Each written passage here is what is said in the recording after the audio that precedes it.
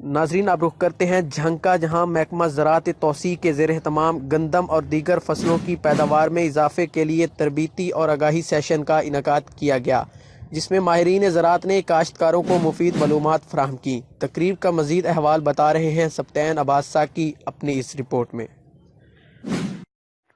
وزیر اعظم پاکستان عمران خان کے زرعی ایمرجنسی پروگرام کے تحت مقامی ہوٹل میں تربیتی سیشن کا اہتمام کیا گیا، جس میں ضلع بھر کے کاشتکاروں کی کثیر تعداد نے شرکت کی۔ ڈائریکٹر زراعت توسیع فیصل آباد چودھری حمید، ڈپٹی ڈائریکٹر زراعت توسیع جھنگ چودھری اختر حسین اور زراعت افیسر مار ناصر عباس عارف نے کاشتکاروں کو گندم کی پیداوار بڑھانے کے لیے نئی ٹیکنالوجی کے استعمال کے بارے آگاہی فراہم کی، جبکہ ریسرچ سینٹر فیصل آباد کے ماہرین نے تیلدار اجناس کے بارے آگاہ کیا۔